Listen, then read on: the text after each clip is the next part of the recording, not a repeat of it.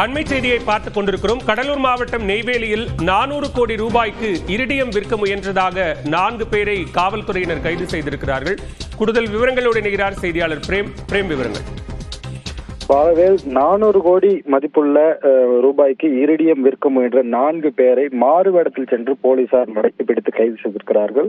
குறிப்பாக கடலூர் மாவட்டம் நெய்வேலி அருகே இரிடியம் 400 கோடிக்கு விற்பனை செய்ய விலை பேசி வருவதாக போலீசாருக்கு ரகசிய தகவல் கிடைத்தது. வெளிநாட்டில் விற்பனை செய்ய 25 லட்சம் ரூபாய் முன்பணம் தருவதாக போலீசார் அவரிடம் கூறியிருந்தனர். குறிப்பாக 2 நாட்களாக இந்த பேரம் வியாபாரம் நடைபெற்றிருக்கிறது. போலீசார் மாறுவேடத்தில் சென்று அவர்களை பேரம் பேசியிருக்கிறார்கள்.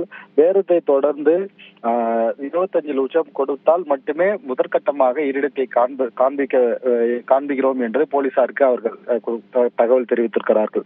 அதனைத் தொடர்ந்து குற்றத்தடுப்பு போலீசார் இன்று மாறுவேடத்தில் சென்று இரிடியம் வைத்திருப்பவர்களை நேரடியாக சந்தித்து அவர்களிடம் 25 லட்சம் பணத்தை கொடுத்து பின்னர் அதை பார்ப்பதற்காக ரகசிய இடத்திற்கு அழைத்து சென்றிருக்கிறார்கள். பின்னர் இரிடத்தை கண்டுபிடித்தவுடனே ரகசிய இடத்திற்கு சென்று இரிடத்தை பார்த்தவுடன் போலீசார் உடனடியாக இரிடத்தையும் மற்ற 4 பேரையும் தற்போது கையும் களவுமாக பிடித்திருக்கிறார்கள். நெய்வேலி பகுதியைச் சேர்ந்த ஆனந்த், சந்திரசேகரன், முருகன், விக்னேஷ் ஆகிய 4 பேரையும் தற்போது கைது செய்திருக்கிறார்கள்.